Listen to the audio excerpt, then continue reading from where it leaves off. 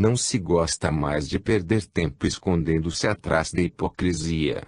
Trata-se apenas de libertar-se de um estorvo. Este processo de renovação penetra em tudo, inclusive nas religiões. E hoje um fenômeno universal que penetra todas as formas de vida, individual e social. Aumentou o sentido de crítica, de autocontrole, de responsabilidade. A ciência, com as suas conquistas, criou uma forma mental realizadora sobre a qual as vagas promessas incontroláveis e dirigidas ao futuro não são mais tomadas em consideração. O nosso tempo fez-se racional e quer coisas positivas. Por isso, os ideais não são tomados em consideração. A técnica oferece metas diferentes utilitárias, de atuação imediata, sem sonhos e demoras. Dessa forma estão se realizando o que é mais convincente. O novo ideal é o do bem-estar material, da elevação do nível de vida, tornado mais fácil e seguro. Progresso bem diferente do espiritual, programa pequeno, burguês, mas concreto, terreno, acessível. Restringem-se, assim, os grandes horizontes do espírito, e a estes se preferem outros mais limitados, porém com mais vantagens reais. Tudo isso é conveniente e se aceita. As pessoas se cansam menos, faz-se uma vida mais cômoda e segura, mesmo que para isso o homem sacrifique a sua personalidade e se reduza a elemento anônimo de uma multidão imensa, economicamente enquadrado e valorizada sobretudo como consumidora de produtos. Mas para o indivíduo, ainda que esteja espiritualmente destruído, não falta nada, e o tremendo problema da vida para ele está resolvido, embora ao nível mais baixo de animal satisfeito e protegido. Até ele pode, com certeza, poupar-se da fadiga de formar a sua própria personalidade, porque a sociedade já lhe fornece confeccionada e pronta com as instruções, para uso, pré-fabricada conforme determinados modelos, de maneira que nada é mais a fazer do que endossá-la e servir-se dela. Isso é comodismo, simplifica e facilita, ao mesmo tempo que enquadra todos numa ordem, resolvendo, assim, o problema da convivência. De start, entra-se no rebanho, e a alma e corpo tornam-se massa. Se isso oferece vantagens, não há razão para que a vida, que é utilitária, não se lhe adapte. Mas tudo possivelmente responde aos mesmos fins e não constitui senão uma fase de transição, um primeiro passo necessário para poder depois, socialmente, evoluir até um estado orgânico. Provavelmente a vida executa de propósito, e faz parte dos seus planos, esta absorção do indivíduo na coletividade, porque tende a realizar para a humanidade um tipo de existência social unitária, a qual pode permitir conquistas que, no estado atual de separatismo e luta, não são possíveis. Não podemos admitir, dada a lógica da vida, que o prejuízo de tal anulação da personalidade por penetração num tipo de vida em série, mecânica, possa ficar definitivo e improdutivo, exaurindo-se em si próprio. Por esta mesma lógica devemos, ao contrário, acreditar que se trata apenas de um momento transitório, que depois deverá abrir-se em direção a outro modelo de existência no qual o homem voltará a afirmar a sua individualidade. Isto sucederá atrás de uma revalorização do sujeito, cujo rendimento pessoal será maior do que aquele que se pode alcançar com o sistema separatista vigente, isto porque ele terá ao seu lado, em harmoniosa colaboração, o apoio de uma coletividade orgânica, enquanto hoje ele se encontra em luta contra todos. Em um mundo de rivalidades falta a contribuição das forças amigas, a coordenação, a confiança, a segurança, qualidades necessárias para poder dar o rendimento máximo ao trabalho humano. Hoje o ideal do homem comum, quanto a programas de salvação eterna, se reduziu ao mínimo. Está limitado à distribuição de bens de consumo, ter casa, comida, ordenado, pensão, satisfazer os seus interesses privados. Ao homem comum não interessa, de fato, as grandes coisas que estão fora do seu alcance.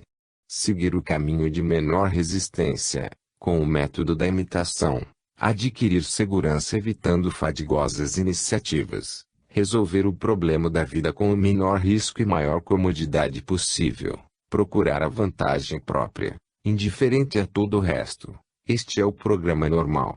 O homem médio já se preocupa bastante com seus afazeres, observando com total indiferença como os grandes, que estão por cima, resolvem os seus, goza com as suas dificuldades, diverte-se com o espetáculo que lhe oferecem religião e política. O espírito, tomado a sério, exige e incomoda. Então, para não mentir, prefere-se colocá-lo simplesmente de lado. Resolve-se a questão espiritual suprimindo-a, por se adotar uma atitude insensível a seu respeito. A tendência geral, mesmo para os pregadores de novos evangelhos econômicos, é desembocar no aburguesamento feito de bem-estar, ainda que se no início a sua posição revolucionária o condenasse. Mas as revoluções se estancam, o seu impulso acaba mergulhando-se no comodismo, passam a ser os seus ideais ganhar muito dinheiro e com isso uma posição social. Os esfomeados naturalmente se detêm quando alcançam o bem-estar que os sacia. Esta é a lei do fenômeno, igual para todos. Depois de feito um esforço, a vida quer descansar para lhe gozar o fruto. O belo ideal é a risco e fadiga, longínquo de atingir e, no fim, não resta senão o cansaço. Envelhece-se e não se realizou quase nada. Então, a evolução, apesar de ansiosa por subir, a fim de que quem a seguiu possa tomar fôlego e avaliar as suas forças. A vida, econômica e utilitária, calcula tudo isso. As revoluções se acalmam até o ponto em que acumulam energias necessárias para realizar os novos movimentos que a esperam. A vida coloca de lado as sublimes aventuras evolutivas, dobra-se sobre a pequena realidade terrena e, em vez de enfrentar para superá-la, a ela se adapta, contentando-se em fazer dela, de momento, seu único fim. O grande ideal fica no estado de sonho e nostalgia da alma, porque é difícil realizar subitamente aquilo que está no alto, aquilo que não deixa nunca de exigir reais sacrifícios e fadigas, aquilo que, em vez de pagar imediatamente, só promete que o fará, mas não se sabe quando, como e onde. Não se vive só de esperanças. Então, vai-se embora, apagando-se a grande luz do espírito, e nos tornamos crianças, a quem restam apenas os seus brinquedos terrenos. No fundo, esta adaptação à realidade significa a grande renúncia do indivíduo de se tornar super-homem, resignando-se, assim, a permanecer homem animal.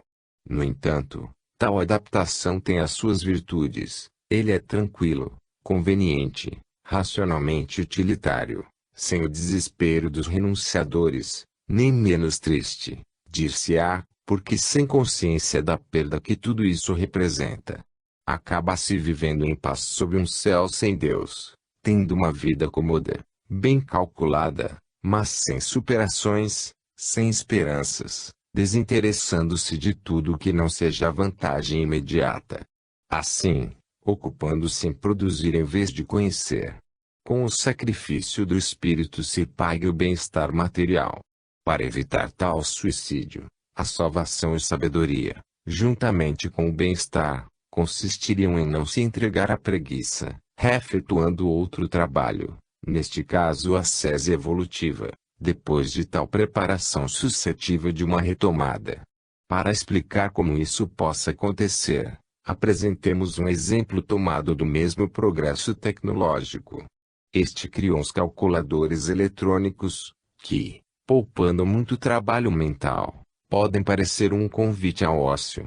Existe, no entanto, um fato contrário sucede que, permitindo resolver muitos problemas anteriormente incompreensíveis, demasiado difíceis, essas invenções enfrentam hoje outros mais complicados ainda, tornados, assim, acessíveis, de modo que o resultado não é o ócio, mas trabalho novo mais complexo, com ampliação de horizontes.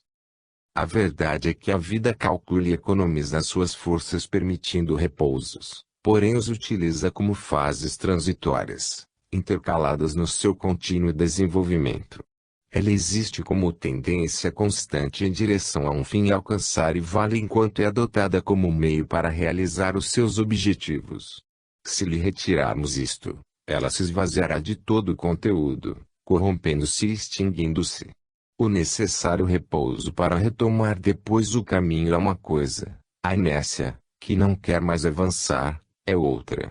Por isso, é inevitável que amanhã a evolução retome no seu turbilhão a humanidade, no plano espiritual, em maior escala e maior conhecimento que no passado, quando ela tiver resolvido o fatigante problema animal das necessidades materiais.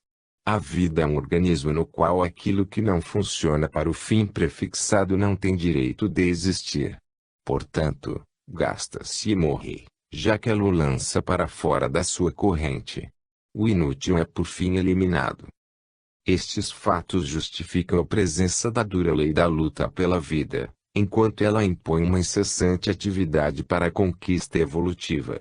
Essa luta obriga a uma constante experimentação de tipo proporcionado ao nível biológico no qual vive o indivíduo.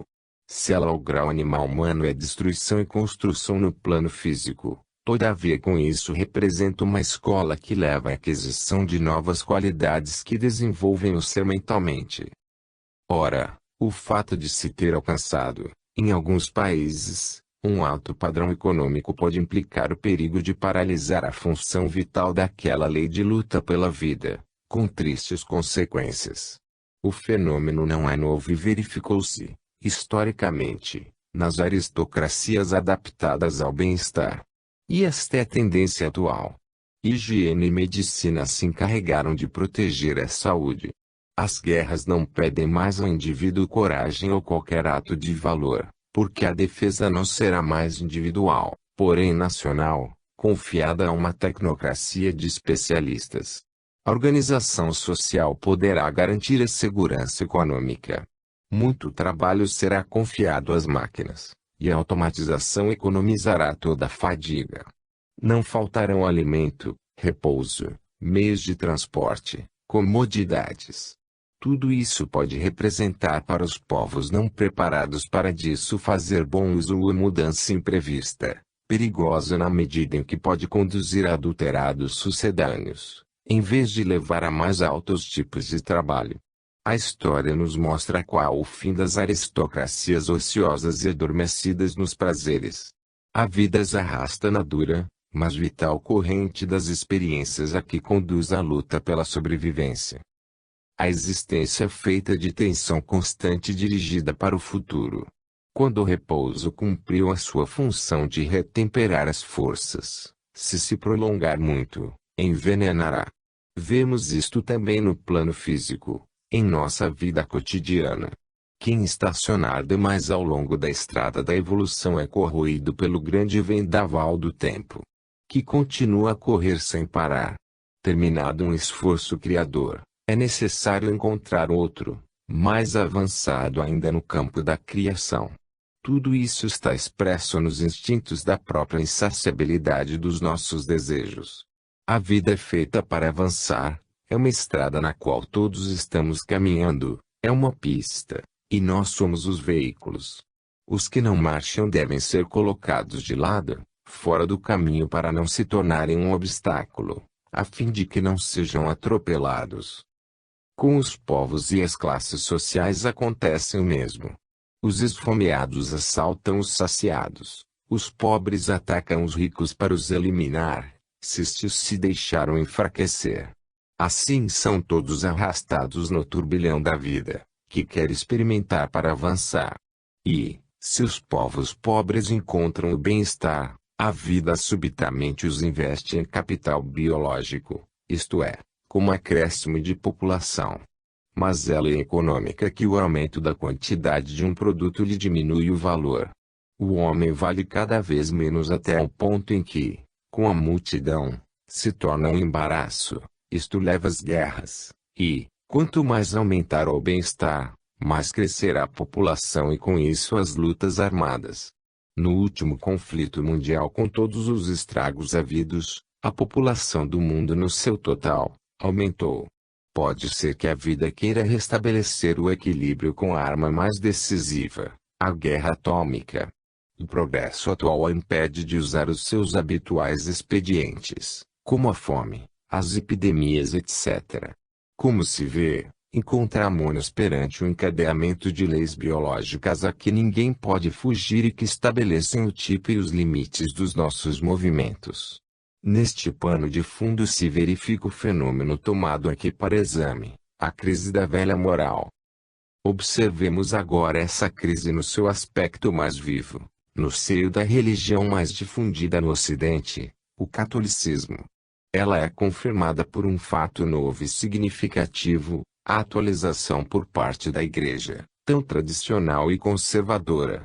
Os conceitos acima referidos mostram-nos as remotas razões biológicas do fenômeno no atual momento histórico. Vejamos as recentes consequências no terreno da moral religiosa.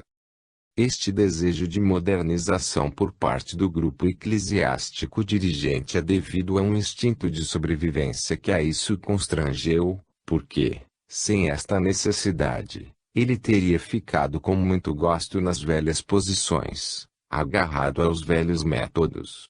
Assim, esta atualização é um índice seguro, revelador das profundas transformações que sucedem em nossos tempos. Certamente se trata de novos fatos decisivos para que eles possam ter tido a força de mover o imóvel, de vencer resistências radicadas por milênios, já prescritas por longuíssimos e aprovado pelas vantagens obtidas. Uma primeira mudança é automática e vem do exterior, não por decisão de autoridade que se atualiza, mas por imposição de impulsos cuja influência ela não pode deixar de sofrer. O fato expressa os novos tempos e diz respeito ao problema das vocações religiosas, ponto nevrálgico para a organização eclesiástica. Veremos depois o da confissão. Tanto a elevação do nível de vida, quanto abrirem-se novos caminhos para resolver o problema econômico influem sobre as vocações. É certo que, na prática, vocação e situação são conexas. Muitas vocações nascem tendo em vista condições econômicas. Acontece que, quando se consegue encontrar mais facilmente essa situação no outro lugar, não há mais razão para que deva nascer a vocação que lhe é conexa. O sacerdócio assegurará a vida futura, mas isso não evita que o indivíduo não deva primeiro cuidar da vida presente. Assim, o problema básico de mais urgente solução é a conquista de uma posição social. Esta antigamente era oferecida pela Igreja com seu poder temporal e burocracia estatal. O sacerdócio era emprego e carreira seguros. Hoje temos, entretanto, uma sociedade secularizada e técnica. E, portanto, por esta outra via, e não pela eclesiástica, que se é levado a procurar a referida posição. Os fatos confirmam o nosso ponto de vista. Resulta que 70% do clero provém da classe operária e de camponeses.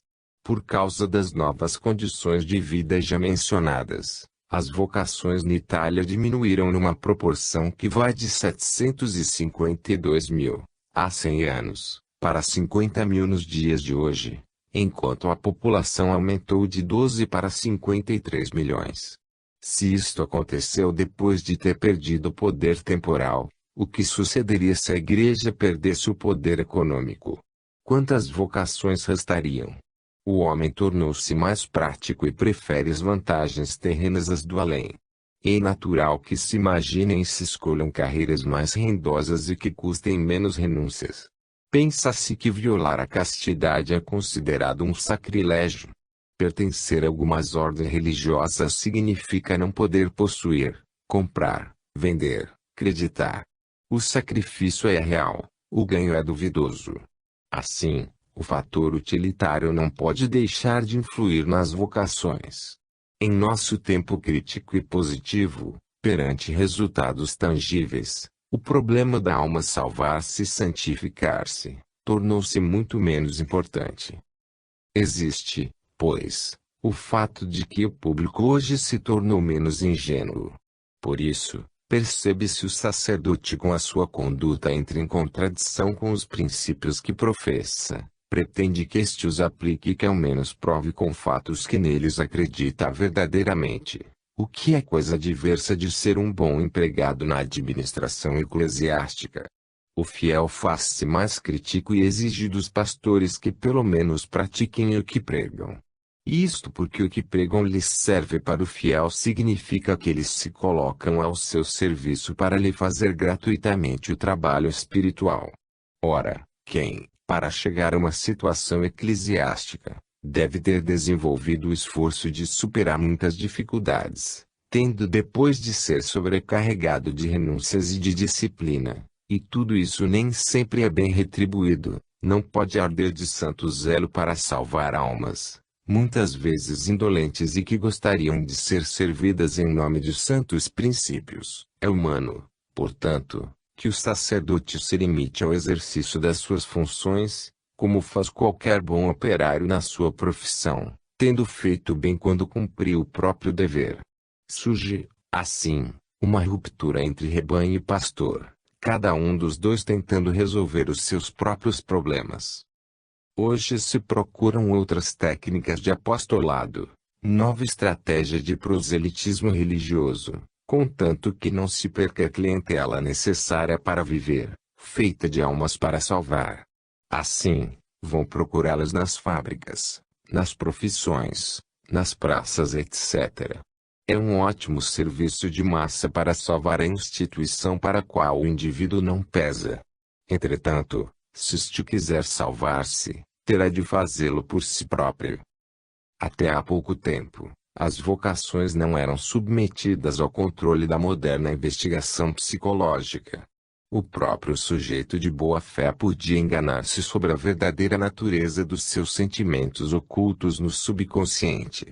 Este, através da memória de experiências passadas, conhece bem a luta desesperada pela sobrevivência, esconde, portanto, a sua verdadeira razão de agir para que, a qualquer custo, a vida seja garantida.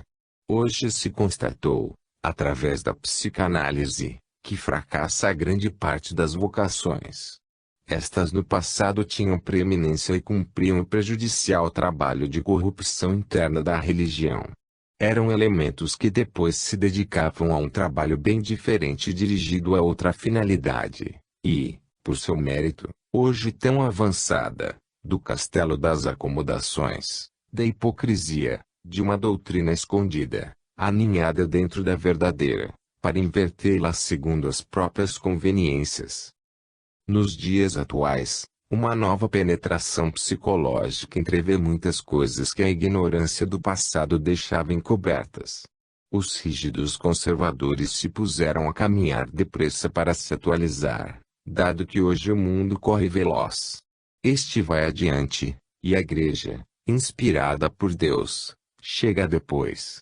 As mudanças são estabelecidas e impostas pelo mundo. Eis que muitas afirmações absolutistas, lançadas, antigamente, em momento de euforia, hoje insustentáveis, são cobertas com silêncio, esperando que a poeira do tempo as oculte sob o véu do esquecimento. Atualmente, se deve usar a prudência ao assumir uma obrigação, porque se observa que tudo pode mudar de um instante para outro, e depois será difícil manter o compromisso. Em matéria de verdade, sopra um vento de relatividade. Exige-se, portanto, menos por princípios de autoridade se concede mais como respeito às consciências. Não se sabe se as verdades de hoje serão válidas amanhã e se imporão novas atualizações. Presentemente, se todos quiserem encontrar um lugar em nosso mundo, devem ser úteis e cumprir uma função na coletividade. Se a Igreja não encontrar ou reencontrar motivos que a tornem socialmente útil, ela poderá ser colocada, silenciosa e cortesmente, de lado, como se faz com os velhos para os deixar morrer. A Igreja pôs-se a investigar estas causas, através do apostolado, na classe operária, mostrando-se como pode ser simples, sincera, pobre, mais espiritual e menos formal. Isto com o beneplácito divino. Por outro lado, a Igreja tem de prestar contas às massas, porque estas, com a força do números, comandam tudo. É necessário, portanto, prover as suas exigências, porque provoca descrédito cometer erros, quando será necessário um expediente para remediá-los, mesmo que tenha sido guiado por Deus. Toda obrigação equivocada pode levar à necessidade de que seja refeita desde o princípio, com uma fatigante atualização, como sucede presentemente. É difícil não cair em contradições, ficando-se imóvel, onde tudo se transforma, porque na realidade, a tática humana explora o desconhecido. Somente não se pode errar quando se trabalha numa atmosfera de infalibilidade, e cada decisão fica estabelecida para séculos. A fé dos primeiros tempos hoje desapareceu, passando a haver nos pastores e no rebanho uma linguagem que não se entende mais. O mundo conhece muito pouco Cristo, sepultado debaixo de 2 milênios de igreja e catolicismo. Desenterrá-lo é difícil. As superestruturas se substituíram ao original, e somente Cristo pode resolver os problemas em que hoje a Igreja se debate. A verdadeira dificuldade da Igreja não é só atualizar-se, mas reencontrar Cristo, depois de 2000 anos de história. O mundo se adaptou ao catolicismo, afeiçoando-se ao próprio comodismo, que, por intermédio de longa elaboração, conseguiu conciliar-se com a salvação, tendo o subconsciente coletivo absorvido e fixado tudo isso, de tal modo que hoje resiste a tão grandes revoluções. Precisamente porque os valores espirituais estão em crise, se faz necessário salvá-los. Sem eles morremos. Não se trata de atualizações. A doença é mortal e exige o cirurgião. Aproveitando o silêncio de Cristo, o homem fez aquilo que lhe veio à cabeça. Realmente, para atribuir-se poder e tornar eternas as suas posições terrenas, ele assumiu, em termos de absolutismo, sérias obrigações no passado. E agora como renovar-se, para atender às exigências da evolução? Eis que mistura o divino com o humano, aquele colocado ao serviço deste, quando as posições terrenas se tornam insustentáveis, compromete também os princípios absolutos usados para defendê-lo. Se ali estivesse Cristo, não seriam necessárias atualizações, porque a Igreja, em vez de por último, teria chegado em primeiro lugar, mesmo nestes tempos de busca da renovação. Para o indivíduo que quiser tomar a religião a sério, no caso de haver hesitação entre Cristo e a Igreja, a preferência deve ser por aquele, a fim de salvar-se com ele, embora respeitando esta última. Outro ponto nevrálgico do catolicismo com tendência à atualização é a confissão. Procura-se adaptá-la aos nossos tempos, de maneira que possa incluir a nova forma mental que se está constituindo, seja como responsabilidade moral, seja como conceito de culpa. Se existe uma pátria de confissão na sua forma atual, isso ocorre porque ela satisfaz uma necessidade humana, que é procurar apoio, receber conselho, tranquilizar a consciência, encontrar proteção e segurança, particularmente perante o mistério do além. Nem todos têm a capacidade de autodirigir-se, assumindo a responsabilidade das próprias ações. Existe, então, o desejo de se recorrer a alguém, em quem se possa descarregar suas aflições, realizando consigo este labor. A psicanálise, hoje, está em voga, porque busca a mesma finalidade e realiza o mesmo trabalho. Existe afinidade entre psicanálise e confissão, tanto que esta foi chamada psicanálise dos pobres. Hoje, para atualizar-se, tem de ser uma confissão menos formal e mais inteligente, com menos estereotipada aplicação de fórmulas e mais iluminada penetração psicológica, com menos preceitos e mais psicanálise. E, contudo, necessário reconhecer que o sistema preceptivo foi no passado, e pode ser ainda, o mais adaptado para o povo ignorante, desprovido de uma consciência com a qual possa orientar-se de sentido de responsabilidade. A tal tipo de homem não se pode conceder liberdade e autonomia, sendo mais conveniente enquadrá-lo na mecânica de regras formais. Tais indivíduos são irresponsáveis, porque, inconscientes do dano que as suas ações podem produzir nos outros, são capazes de compreender somente em função do seu próprio prazer e sofrimento. Eles são orientados apenas pelo medo do seu sofrimento e pela esperança dos seus gozos. Mas, desta maneira, também se domesticam os animais, mas não se resolve casos de consciência, nem se elimina o pecado. Permanece intacto o instinto em busca de desabafo, conquanto torcido pelas adaptações, escondido atrás da hipocrisia.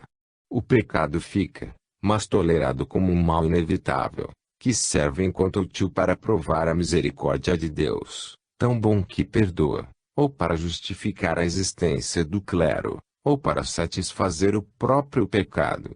Mas, se o problema foi assim solucionado no passado, não é mais deste modo resolvido no presente, nem o será no futuro, porque a moral mecânica se torna cada vez menos aceitável quanto mais o homem evolui. Diminui sempre mais o número dos tipos a que o atual sistema das confissões se adapta, restringindo-se às classes menos evoluídas. Como hoje se posiciona a confissão relacionada ao passado, já que os novos tempos a puseram em crise?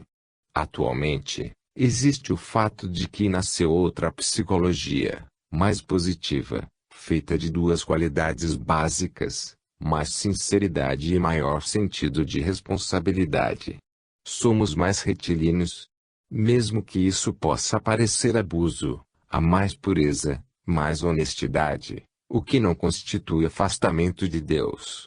Ora, a confissão para a moral é importante, porque implica o problema da consciência, culpa, escolha entre o bem e o mal e respectiva responsabilidade, conduta e suas consequências individuais e sociais.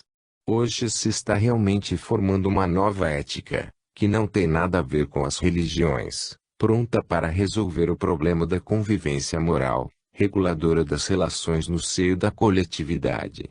Até agora esses problemas do catolicismo foram resolvidos formalmente, método usado no século XVI. Saído do Concílio de Trento, aquele século absolutista acreditava sistematizar tudo, concretizando formalmente a moral, codificando em normas exatas, reduzindo a elencos de pecados. Isto era simples, proporcionado ao escasso desenvolvimento mental dos tempos, acessível à primitiva necessidade mais de um domador de paixões que de um psicólogo da espiritualidade. Tinha-se, assim, a moral feita de regras exteriores, às quais bastava obedecer para libertar-se de qualquer esforço de análise e de qualquer responsabilidade. Uma ética de superfície incomoda menos do que outra penetrante em profundidade, que vincula mais, porque chega à substância e permite menos evasões.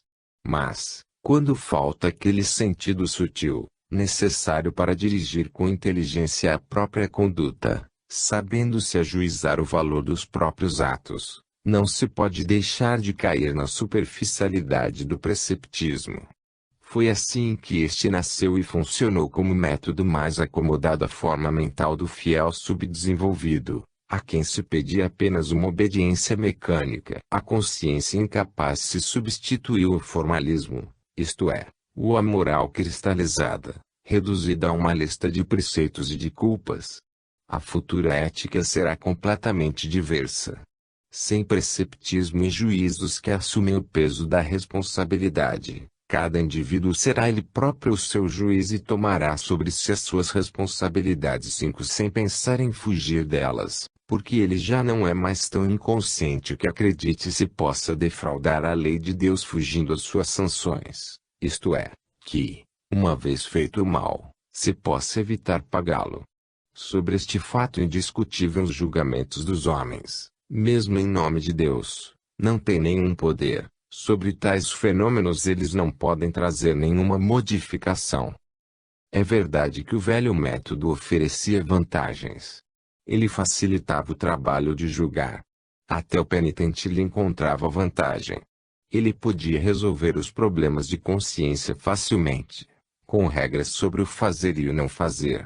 Tudo era simplificado com a lista dos pecados, tendo ao lado de cada um as instruções para o uso e o não uso. Assim, o formalismo moral deixou raízes, porque era conveniente para ambas as partes, colocadas tacitamente de acordo, satisfeitas pela conveniência comum. Fixou-se o método do preceptismo, que concordava com o comodismo do clero e com o dos fiéis. Tudo isso triunfou, porque oferecia ainda outra vantagem ao pecador, o formalismo. Este permanece na superfície, sem penetrar em profundidade, deixando aberta a cômoda via das escapatórias e da hipocrisia, já que permite perfeita conciliação entre a observância das formas e a inobservância da substância. Pode-se, assim, enganar a lei e ao mesmo tempo mostrar-se virtuoso. Desta tão enganosa solução os fiéis não deixaram de aproveitar.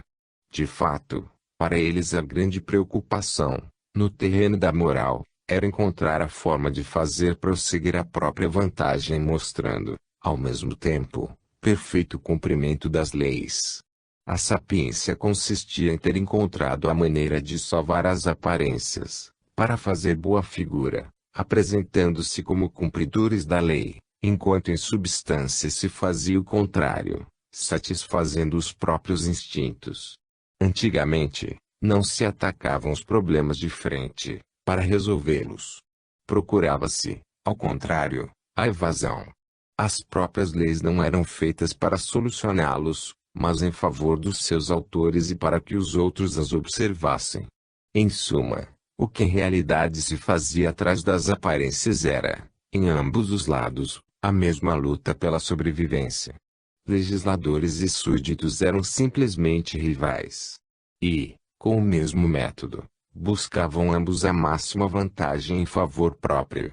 A imposição autoritária, a desobediência, a hipocrisia não eram senão diversos expedientes para alcançar o mesmo fim no mesmo plano.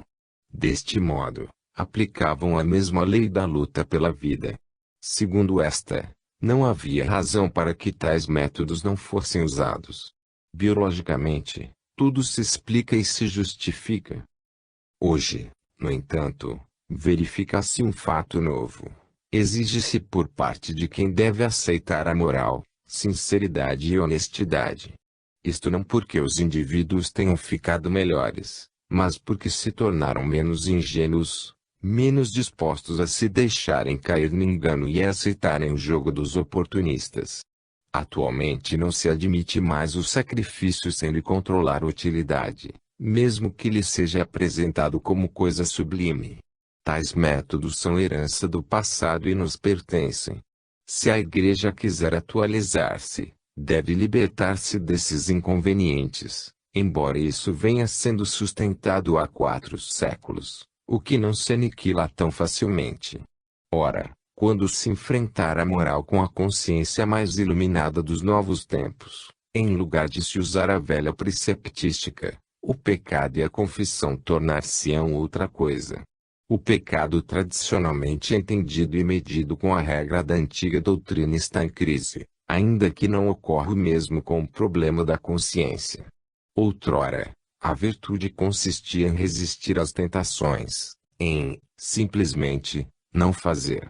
Hoje o problema moral se coloca de modo positivo com o respeito ao bem, em vez de se pôr em defensiva contra o mal, isto é, faz-se consistir no cumprimento do dever em relação aos outros elementos da coletividade. Surgem, assim, pecados diversos dos tradicionais. A confissão toma para exame diferentes valores e entra em outros terrenos. Sobretudo no social a culpa não consiste tanto em ter ofendido a Deus, que não sofre com isso, mas em ter prejudicado o semelhante. É inegável a relatividade do conceito de pecado, variável conforme tempo e espaço.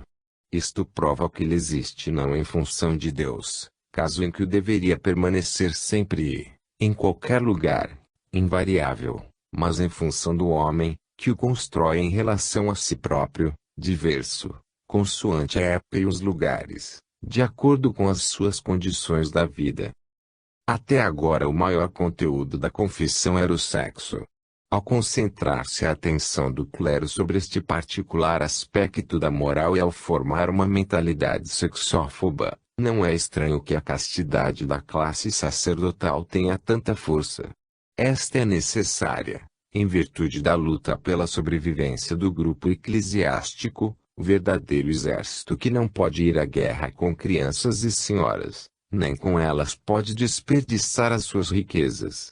Uma necessidade humana é de se refazer, à custa de alguém. Do sacrifício que tem de suportar deve inconscientemente ter levado o clero, como por um sentido de justiça, a considerar o sexo também para os outros como pecado. Apesar de não ser, foi considerado como tal por causa de problemas circunstanciais. Podemos, assim, explicar-nos as razões daquela forma mental e por que, além do sexo, não se tenha dado tanta importância a muitas ações graves praticadas em prejuízo do próximo, deixando-as passar em silêncio, como se fossem lícitas.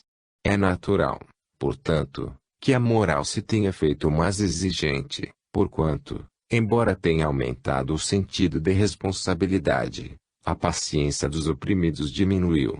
Fala-se da abertura de direitos e deveres, enquanto os prejudicados em todos os campos reclamam e impõem justiça mais do que antigamente. Hoje é muito menos tolerado o mal contra o próximo, porque se está muito menos disposto a suportá-lo. Nasce, assim, o pecado de caráter social, o que causa dano aos outros, enquanto passa para segundo plano do sexo, que não é pecado quando não prejudica ninguém. Hoje o ponto de referência em função do qual se mede a culpabilidade não é um teórico mal teológico, mas o que os outros sofrem com as nossas ações, o que é real. Pensa assim quem deveria ser punido, conforme a justiça, como no caso da freira de Monza.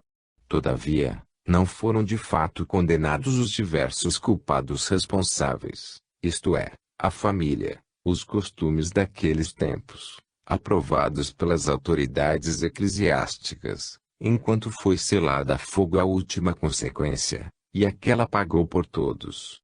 Esta era a moral de então, estes os resultados a que pode levar o preceptismo.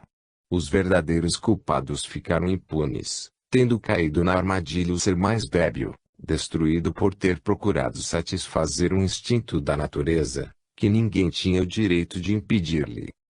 Com a nova forma mental tornam-se problemas de consciência e entram no confessionário muitas culpas comerciais, políticas, sociais, frequentes na sociedade do passado e não condenadas pela religião, que ficava satisfeita com o formalismo da sua preceptística. Eram culpas das quais o penitente não pensava em acusar-se, tampouco arrepender-se e corrigir-se, nem o confessor pensava em propô-las, para não entrar em matéria considerada fora da sua competência, respeitando, assim, o silêncio do penitente e evitando o assunto delicado dos interesses. Este, por seu lado, não admitia que o confessor se miscuísse nos seus negócios e comércio.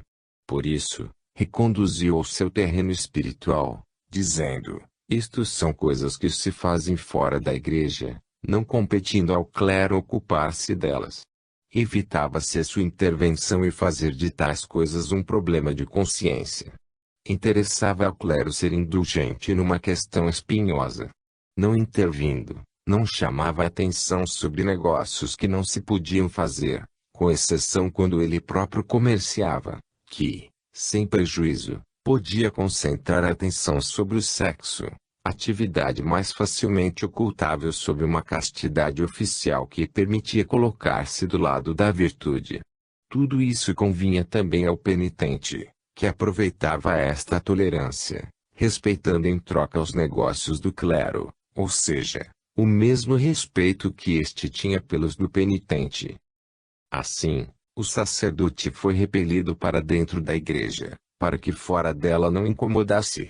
A religião ficou, em parte, separada de um setor realista da vida, a luta econômica, renunciando a discipliná-la e dominá-la. Teria a igreja podido fazê-lo? Sim, se apenas se tivesse colocado, como era de sua competência, na sua verdadeira posição, a espiritual, sobrepujando a luta do mundo. Mas existia o fato de que se estava na terra e não no céu. Era inevitável, pois, que a igreja tivesse de travar aquela luta, se quisesse sobreviver. E nela estava imersa como todos. Então, não podendo mudar as leis da vida terrena, a fim de não evidenciar a contradição entre teoria evangélica e fatos, e, para salvar ao menos as aparências, não lhe restava senão o caminho da hipocrisia, levando a crer que fazia aquilo que realmente não praticava, e, na verdade, não podia fazê-lo, porque na Terra é contrário às leis biológicas do atual nível evolutivo animal humano. Neste plano, que nada tem de evangélico, a lei é a rivalidade e a luta, sendo, portanto, antivital renunciar à própria vantagem em favor dos outros. É certo que o Evangelho aponta-se para o centro da questão, mas isso não desloca a realidade de que aqui vigoram leis biológicas que estão nos antípodes daquilo que ele proclama. Nem se pode pretender que homens, filhos deste mundo, tenham a capacidade de inverter as primeiras em favor dos segundos. Esta tentativa custou a vida a Cristo, que com seu sacrifício não conseguiu nada, porque são as leis da terra e não as do céu que por enquanto continuam a dominar o mundo. Todavia, a hipocrisia representa uma primeira tentativa de aproximação. É já um modo de atuar, dado que não se tem ainda a força de aplicar integralmente. É um mal feito inevitável, uma primeira fase indispensável de penetração por parte do ideal, destinada a ser superada por evolução. Dizíamos, entretanto, que o principal domínio da confissão é o sexo. Não é necessário romper o segredo do confessionário para ver como é feito o mundo. O fato de que antigamente se fazia escondido aquilo que agora se pratica descoberto não desloca a questão. Se hoje o problema do sexo fosse posto em discussão, também deveria sê-lo do tribunal regulador de suas funções em muitos países. Mas, presentemente, a Igreja encontra-se perante algo novo. Aqueles velhos tipos de pecado passam para o médico e para o psicanalista, e são tomados em consideração outros diferentes do agora examinado. Falamos acima de pecado de caráter social. A tendência atual é olhar sobretudo culpas que prejudicam o próximo e não perder mais tempo com as que não fazem mal a ninguém. Há ainda o fato de que vivemos uma fase de masculinização, na qual os pecados de tipo feminino, como são os do sexo, são julgados com a forma mental do macho, a quem só interessa a luta para a conquista. É assim que assumem importância os pecados de tipo masculino, como dinheiro, furto, exploração, injustiça etc., isto é, aqueles de caráter social que interferem no problema da convivência, os que trazem dano, contra os quais todos se defendem, enquanto é mais raro que o sexo tenha tal conteúdo. Dada a nova unidade de medida usada para julgar, o sexo é a culpa menos importante do que qualquer pecado de caráter social. Eis que também o confessor terá de se atualizar tendo em conta este novo tipo de pecado. Hoje se procura tanto a liberdade. Mas ela significa livre desabafo dos próprios instintos, de tal modo que para a fêmea quer dizer liberdade no sexo e para o macho liberdade de assaltar para pulsar-se e dominar. O instinto para se satisfazer procura a liberdade até ao abuso, violando a disciplina. A função do confessor moderno é levar disciplina responsável e consciente a este novo setor masculino da moral, enfrentando em profundidade, dando a importância que merece ao do tipo feminino, quando não acarreta consequências danosas individuais ou sociais. É natural que as espécies fundamentais de pecado sejam de caráter econômico, ou bem sexual. Elas correspondem aos dois impulsos fundamentais da vida que visam a conservação do indivíduo e da raça, dois fatos imprescindíveis que implicam a urgência de procurar os meios para viver, como os da procriação. Se a satisfação destas necessidades não for reconhecida como um direito, será inevitável que o indivíduo procure igualmente realizá-la, mesmo que isto seja declarado culpa.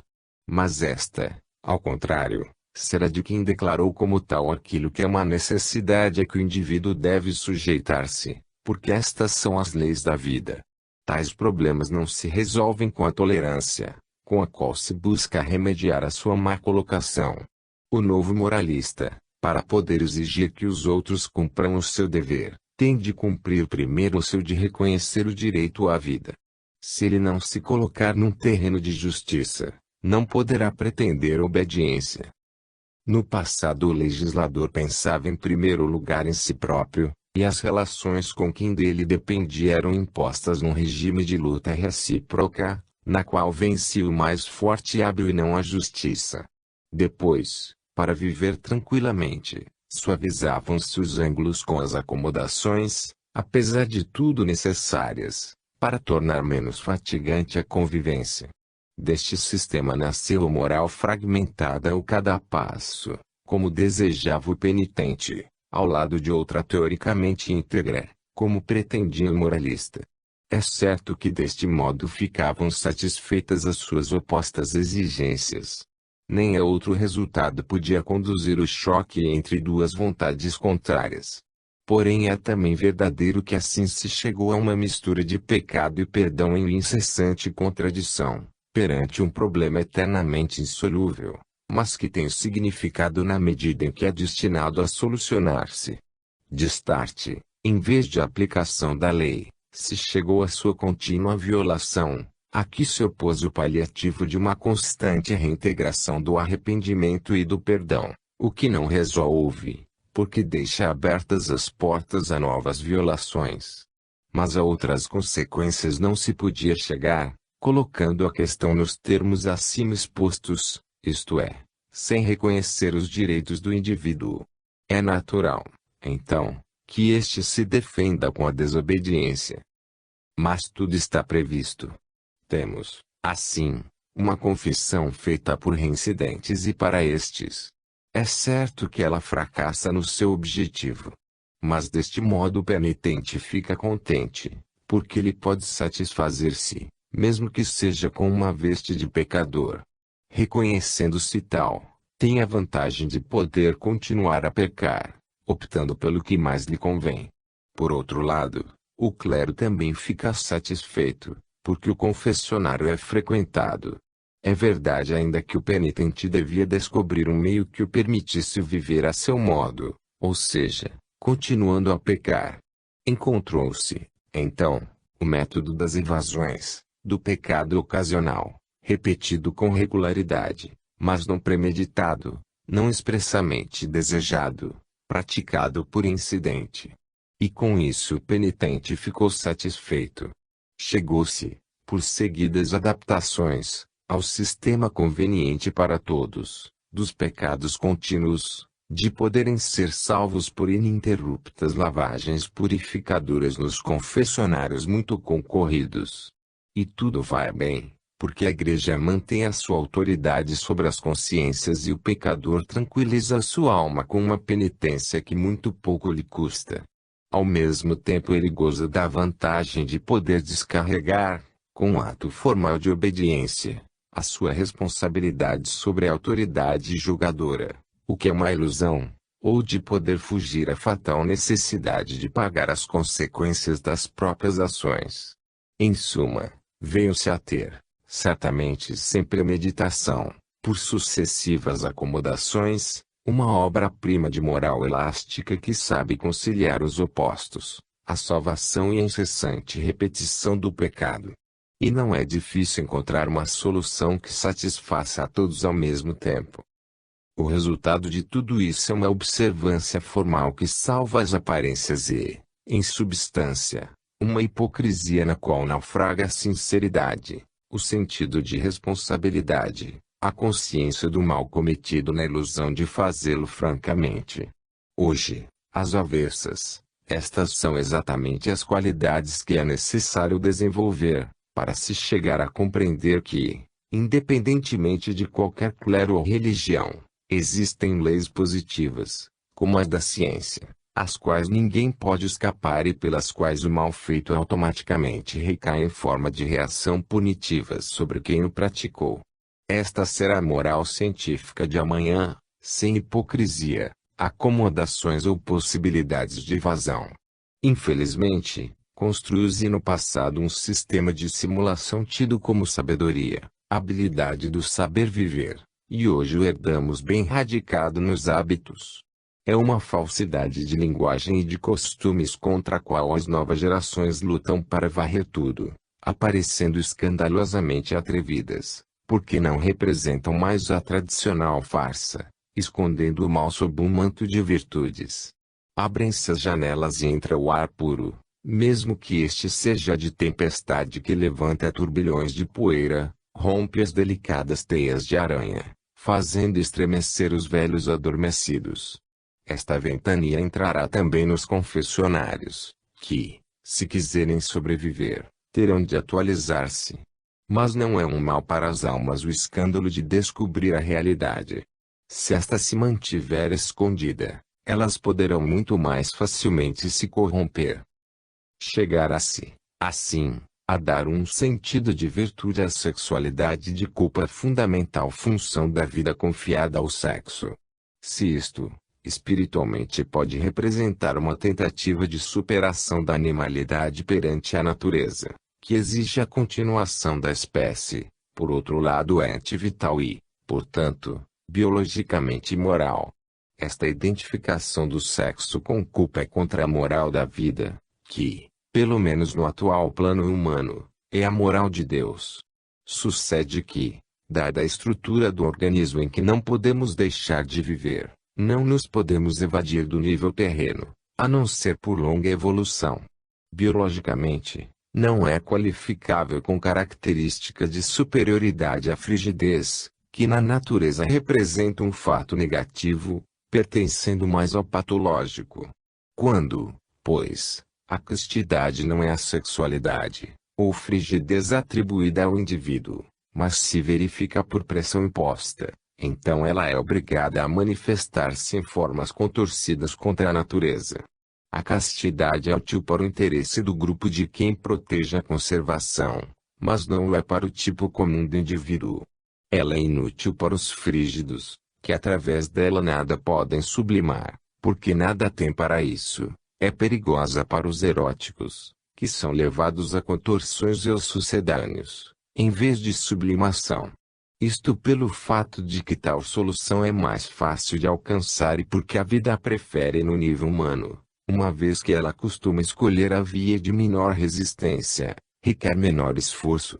A castidade é adequada e dá resultado somente para os maduros à superação, podendo, então, ser coisa sublime. Mas é aplicável apenas a uma exígua minoria. Assim, usada em larga escala por pessoas não maduras, ela só serve para a sobrevivência do grupo, porque para o indivíduo ou é frigidez, ou hipocrisia, quando não se resolve em desvios, o que faz dela sempre uma qualidade negativa.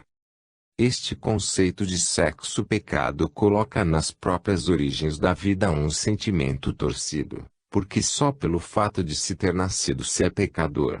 O surgimento de tal psicologia se explica pelo desejo, mesmo que inconsciente, por parte do clero de se atribuir, com a sua castidade oficial, uma posição de superioridade, base de domínio sobre a massa dos pecadores não castos. Compreende-se, também, com a devida necessidade que ele tinha de justificar, e assim tornar necessária a sua presença como salvadora de almas. Todos deviam ser filhos da culpa para que fosse imprescindível o trabalho de quem depois viveria à custa de redimi-las. Deste modo, o sexo tornou-se um mal tolerado porque é indispensável para se ter filhos, mas ele pode constituir uma necessidade também, independentemente disso, para quem não pode, ou não considera conveniente ter filhos.